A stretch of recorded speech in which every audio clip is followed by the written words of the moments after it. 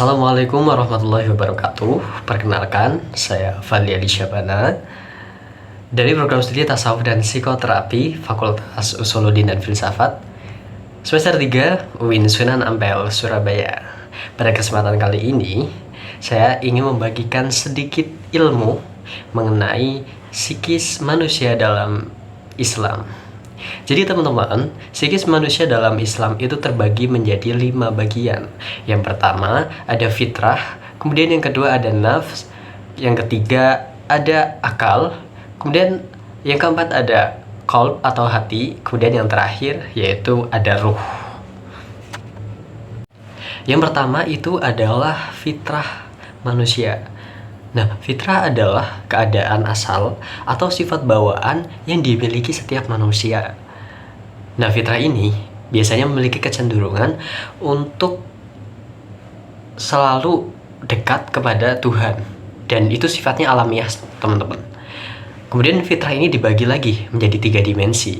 Yang pertama itu ada fitrah jasmaniyah, kemudian yang kedua ada fitrah ruhaniyah, yang ketiga ada nafsiyah. Nah, fitrah jasmania ini apa, teman-teman?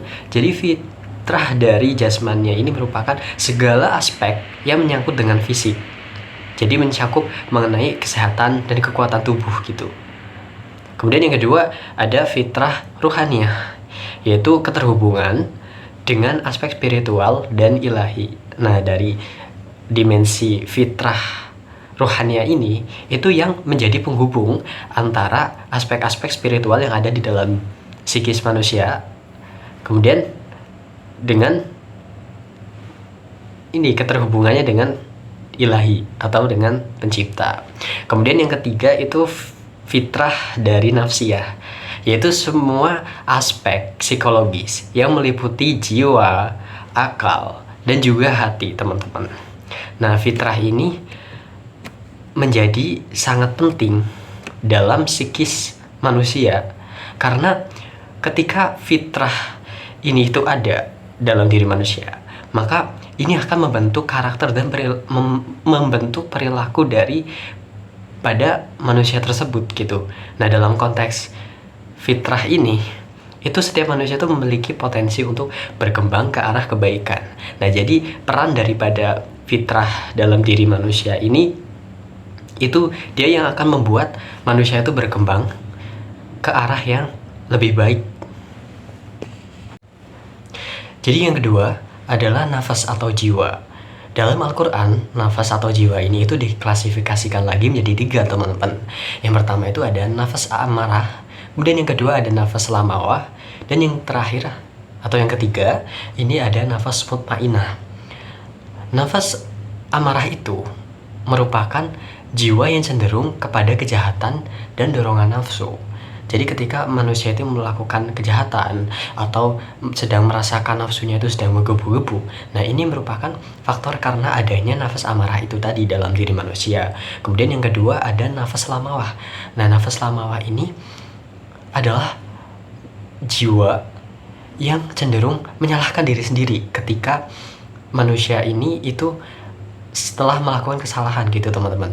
Jadi kalau misal teman-teman itu setelah melakukan kesalahan langsung menyalahkan diri sendiri, kayak contohnya, harusnya tadi aku nggak gitu, harusnya tadi aku nggak ngelakuin kesalahan itu, kok aku bodoh banget ya. Nah, itu contoh daripada karena adanya nafas lamawah itu dalam diri manusia. Kemudian yang terakhir atau yang ketiga itu ada nafas mutmainah. Nah, nafas mutmainah ini merupakan jiwa yang tenang dan damai, yang mencapai kedamaian melalui pengabdian kepada Allah Subhanahu wa Ta'ala. Nah, jadi orang-orang yang merasakan kedamaian ketika ia melakukan ibadah, nah itu merupakan peran dari adanya nafas lamawah itu, teman-teman. Kemudian yang ketiga itu adalah akal. Akal atau akal itu adalah alat yang penting dalam memahami realitas dan membuat keputusan. Jadi akal ini itu sebagai anugerah dari Allah yang memungkinkan manusia itu untuk berpikir, merenung, dan juga mengambil hikmah dari pengalaman-pengalaman hidup. Jadi kalau misal ada manusia yang telah melewati banyak hal, terus kemudian dia menjadi manusia yang lebih baik, menjadi manusia yang lebih bijaksana. Nah, itu merupakan bentuk dari adanya akal. Kemudian ada 2 poin penting yang perlu kita ingat, yaitu ketika kita memiliki akal, kita akan lebih tahu pentingnya berpikir.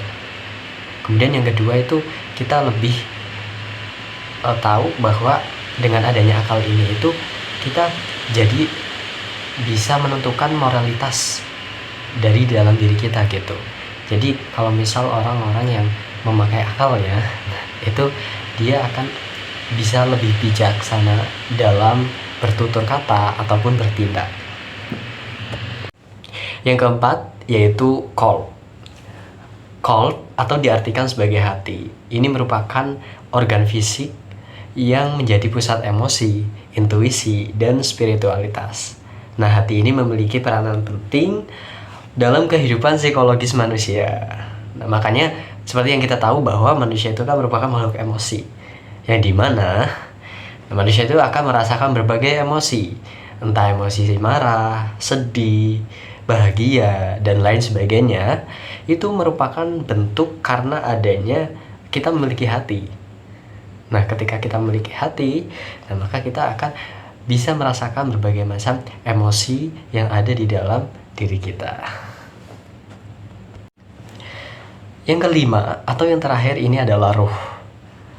Ruh ini disebut sebagai aspek ilahi. Mengapa kok ruh itu bisa disebut sebagai aspek ilahi? Karena ruh ini merupakan elemen spiritualitas yang ada di dalam diri manusia yang memberikan kehidupan dan juga kesadaran.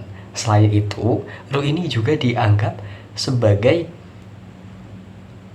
hal atau sebagai sesuatu yang ada di dalam diri manusia yang paling dekat dengan Tuhan. Nah, itu alasannya mengapa roh ini itu disebut sebagai aspek ilahi.